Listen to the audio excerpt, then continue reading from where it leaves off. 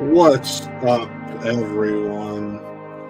We are live and we are here for the Lord of the Rings, Rings of Power non-spoiler review. I am Matt, and joining me is the lovable, amazing Jeff Alterman, and we are No, going. that's true. And we're here to talk to you about Amazon's Lord of the Rings and just our thoughts, non-spoiler of course, but there is a lot to kind of break down here. Because we got to see the first two episodes on the big screen, and then it was an experience. That's to say the least. Jeff, how'd you feel about it? I gotta say it was a solid, very promising first two episodes. It has a bit of that issue with a lot of like blockbuster properties nowadays, especially television shows, where it feels a bit like some scenes are people in a room that obviously has green walls, Yes. green screens. But there's a surprising amount of, without talking about like the quality of the show, like just based on that one comment there, a surprising amount of just physical structures that Yes. these people all inherit. Like one thing that we've heard is how expensive this show is. It cost $1 upwards billion. of no, $500 million. Oh.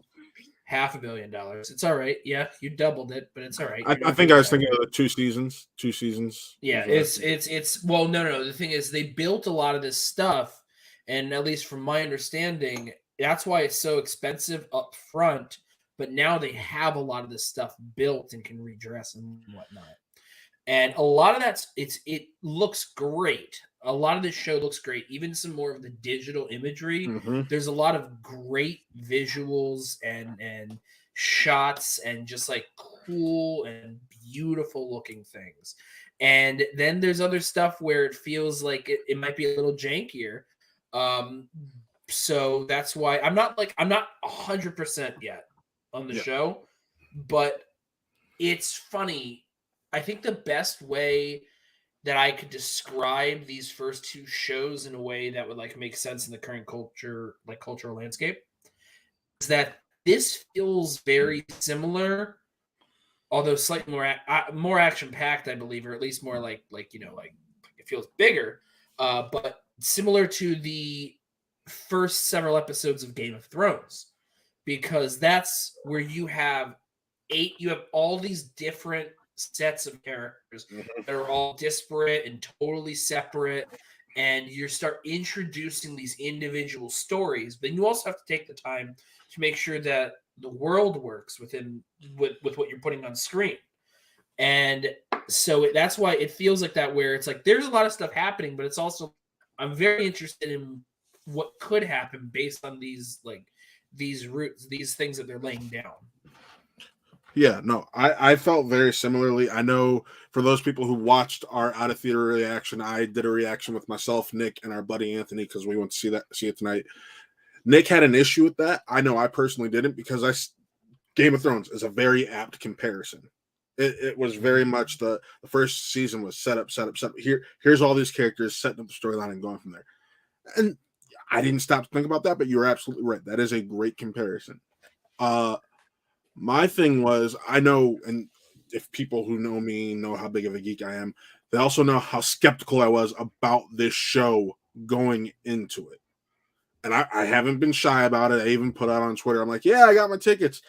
I'm skeptical as hell, but I got my tickets, and we'll see how this goes. And after two episodes, I'm very happy, and I'll keep giving this show a watch. I really didn't think I'd make it past the first two. But I think something that was important to me, especially going into this, was New Line is still involved. I wanted this to feel like it was still connected to the movies and whatnot. But I also wanted it to feel like it was its own thing at the same time. And the initial trailers and pictures gave me a lot of it's just its own thing with no connection. but once you get to sit down and watch it and see some of the character designs and the designs of sets and whatnot, it really still feels like the same Middle Earth that we're used to in this. And I really enjoyed that. The performances were really good. We do get a quick look at Sauron, and it's not a big spoiler because it's in like the first 5-10 minutes. And the design, while slightly different, still very much in line with what we get in the original films, which all good with that.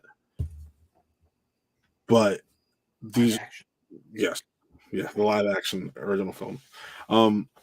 But also, it for the people who played Galadriel and Elrond, they did feel like natural younger versions of Kate Blanchett's Galadriel and Hugo Weaving Weaving's as Elrond, and that's all that mattered.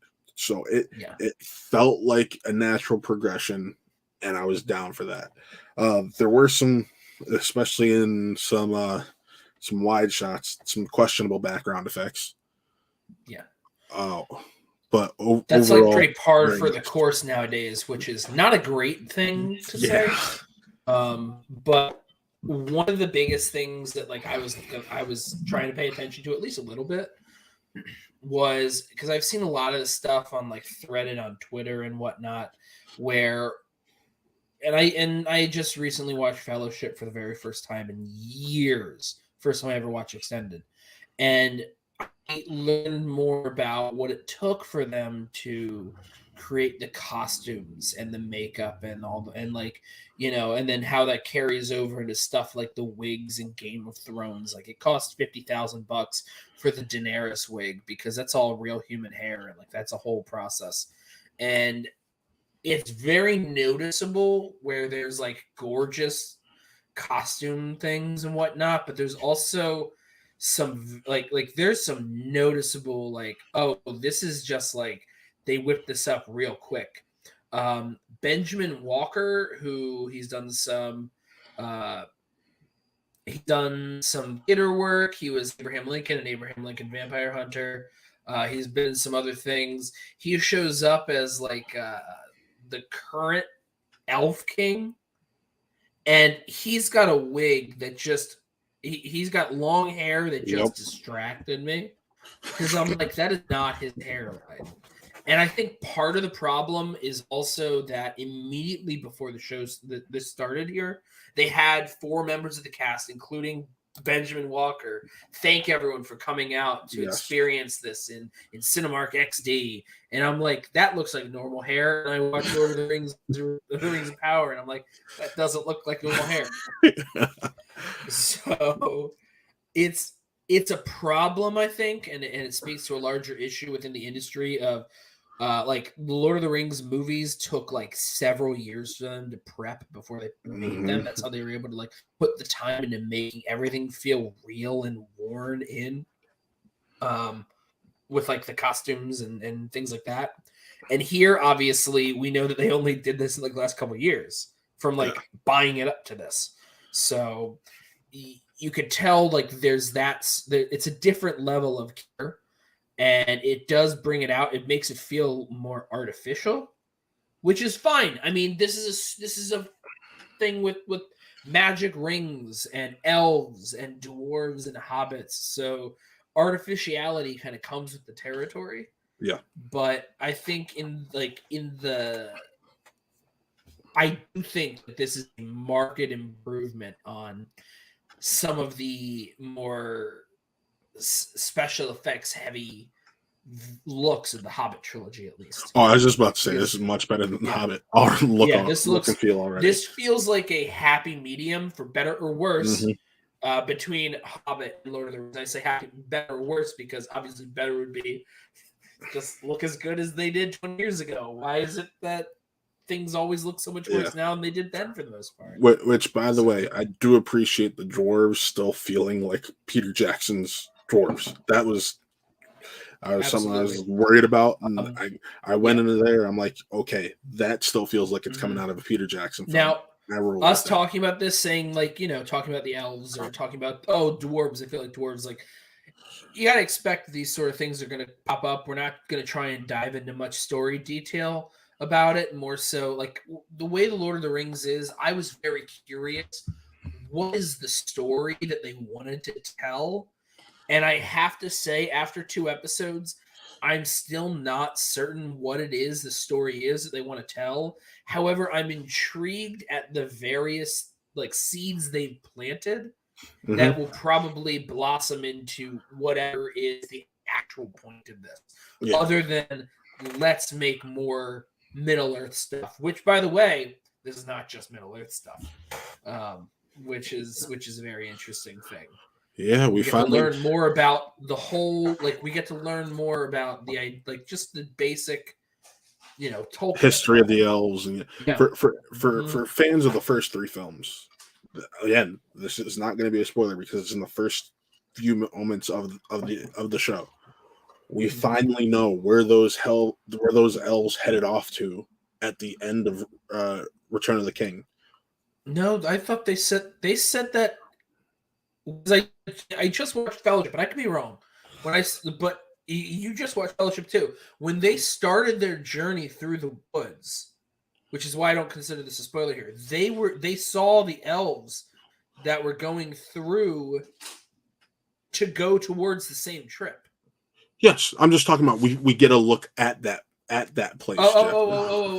We actually get we get sort of a Sort of look at at what it's like for like that journey to Valinor that they've discussed. and a look and a slight There, look okay, at yes. Valinor. That is what That's I'm what I talking mean about. by like that's why we sort of get a look. Yes.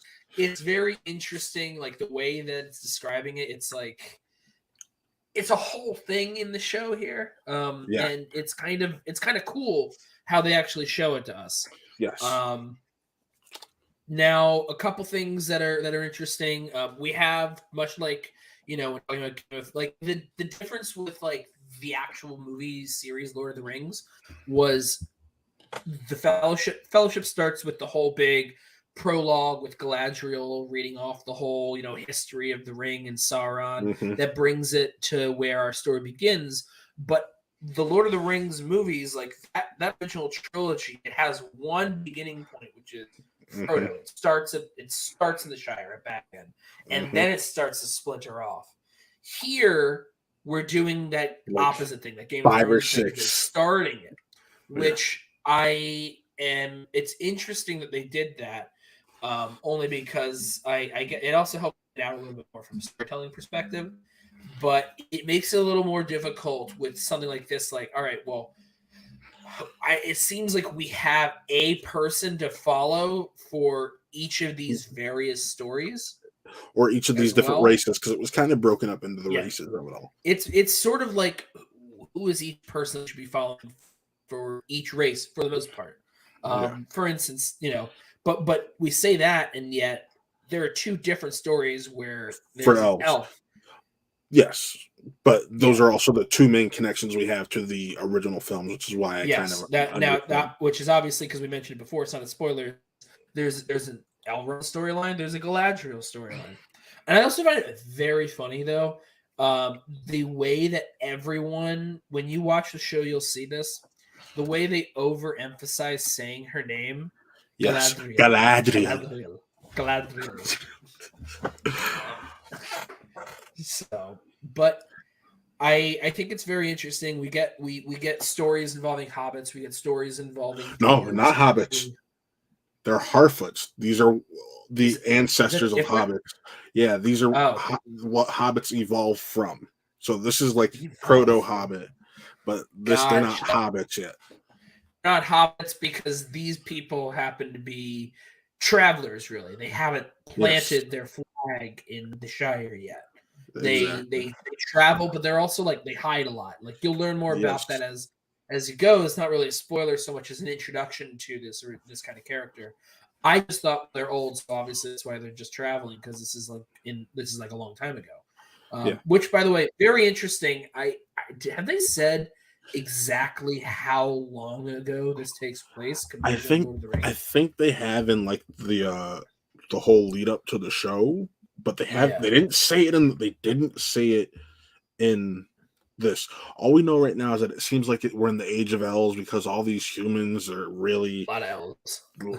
they're anti-elf. They're talking about how one day our true king will return, yada yada yada, and then we'll kick your pointed ears out. And it's like, okay, so this has to be the age of elves. Yeah, because the Lord of the Rings takes place in the Third Age. Yeah, the age of which man. is the age of man. Yeah, this says I just pulled up just the Wikipedia page, and all it says is that it's set thousands of years before the events of The Hobbit and the Lord of the Rings. So just saying now, if I were to,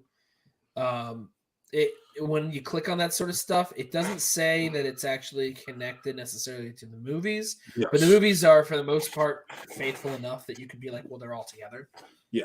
And the big thread here is it's New Line and Weta involved, and that's why there's also one other very important piece, and that is opening theme music by Howard Shore. Yes. When I saw that, I'm like, okay, like the music sounds different, but it still has that Lord of the Rings type sound. It has a very Lord of the Rings-esque sound to it, while also definitively being its own thing. Yes. Thanks to Bear McCreary, who is the actual composer for the series. Bear McCreary, he's awesome. Every time I hear him do music, I'm always like, this guy's dope. This guy is great. He never fails to like at least provide like a solid soundtrack. Here he's doing some really like A grade Howard Shore isms. Yes. So I think overall, there was some like choppy editing or things that happened, like some scenes that take place on water that I felt like did were not a little look the best. Visually muddled to see. Mm-hmm. But I think that J.A. Bayona was able to, he's the one who directed both these. He's previously directed movies such as Jurassic World. Did he do The Orphanage? I can't remember. I know he did When a Monster Calls, and he did A Monster Calls. He did Jurassic Park: Fallen Kingdom, which is the best directed. Yeah, he did The Orphanage. He did The Impossible, and Jurassic World: Fallen Kingdom, which is the best directed but still bad Jurassic World movie. They can't change bad storytelling. Yeah. So I'm very interested in. He also has a new movie coming out next year on Netflix. But here, he brings a sense of scale that fits right at home in what we normally feel Lord of the Rings to be, while still helping it stand out enough that it's not just a one-to-one imitation of Peter Jackson's work and everyone beforehand. Yes. Having said that, while watching it, maybe it's because it's structured more that it is going to be this intense, epic series. I haven't yet latched onto the majority of the characters the way I wanted to. I think they're really trying to take their time more with that. Yeah. There's some I like much more than others. Some I find more interesting than others, but I don't know if I necessarily am like, I want to keep following everyone right now. So realistically, I'll say this off the bat. I am attached to Elrond and Galadriel because those are our two ties to the other films. Yes. It's just natural because you're like, all right, they feel familiar. Let me just latch myself to them. But there's one character. That's what I mean by like kind of attached to them. But then I also think about, all right, based on just what we see. Yes. But there's also one character who we're not going to dive into a ton of detail on. Correct. There's very interesting things that pop up. And these are things that are now. This is actually like it doesn't actually give it away to say that there are things that are mysterious at the foot here. There are potential questionable things going on where you're trying to figure out what is it that they're trying to show us.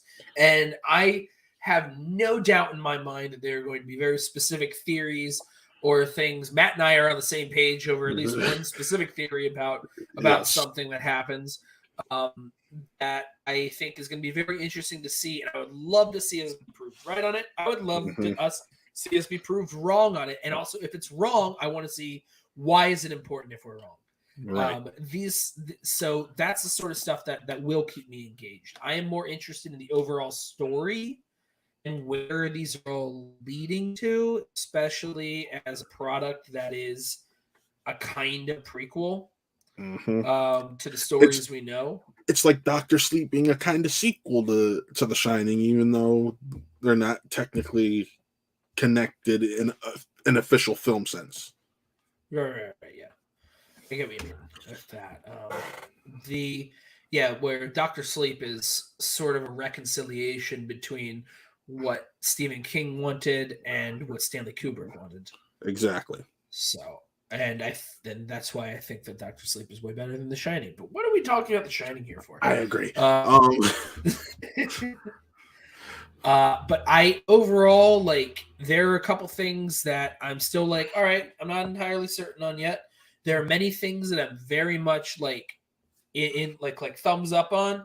So I'd say overall I'm probably at a B plus right now. With there are things for improvement. I don't believe there's very rarely a perfect pilot episode of something. Not everything can be the pilot episode of Breaking Bad. Right. Or whatever. So, yeah, I'm actually right there with you. I'm landing somewhere between a B and a B plus. There's a lot going on. There's a lot of names thrown at you at once, so you got to be ready to just try to figure some of this stuff out. But there's a lot of interesting things going on to keep you just interested and intrigued and make you want to keep watching this show going forward. Yes. So, as someone who is skeptical, call me a slight believer now. I still got to see how the rest of this season pans out. There are apparently 8 episodes, so we got 6 more weeks of this after. And it's just going to be Is it 8 episodes or is it 10 episodes? IMDb showing 8. I read somewhere it was 9, and I read somewhere it was 10. So I'm just going to go with the IMDb. I also thought I heard 9 as well. I'm going to go with the IMDb count for now. Huh. But for those people who do want more spoilery thoughts, on Fridays, it's looking like 10 p.m. right now. The Fellowship of the Real, a Rings of Power podcast. You'll be able to catch a nice little panel talking about this show Friday nights at 10 p.m. while it's on. So we're working on getting that. The first episode will be this Friday, and I'm excited to share that and get into more spoilery detail. And I'll probably end up rewatching these before then, just so I can have a real deep conversation and focus more on this. Like when you're seeing something like this, it was somewhat of a spectacle seeing it on the big screen. Now that I'm going to have the chance to watch it on the small screen tomorrow night, I'm really going to try to dive into it a bit more. And I think that there's a lot of things that are worth being a little more spoiler about. I don't think that I'll be on for the majority of those, if any of those 10 p.m. things, but I'm glad that I was able to catch this a little early and get to see it. I think that it's because of how grand it all is, I think there's a lot of great imagery that works to its benefit, seeing it on the big screen for the first time. I also think that it's not entirely to its benefit to see it on the big screen, only because as a television show and television directing, there's a lot of medium and close-up shots for characters talking a lot, which is as you do when you're a television director, when you're directing television a lot, which is why if you notice in Mission Impossible 3, J.J. Abrams' first film, beforehand he had only been directing television, which the way their budgets are and how they frame a lot of stuff. He has a lot of facial close-ups and medium shots in that for characters, versus a lot more wider shots, not as much of that there. So I want to see a little more, as great as Bayona stuff was, I want to see more of the grander, wider shots of things and, how characters are connected on screen next to each other rather than just, a shot here and then a shot here and then a shot here, back and forth. Yeah. So, overall, I dig it. Yeah, same. But guys, with that, this was our little review on the first 2 episodes of Rings of Power. Thank you for tuning in, whether you're tuning in live or on the replay. And remember to like, subscribe, and follow everything we do over here at Watt Reel Entertainment. And we'll see you next time. Peace.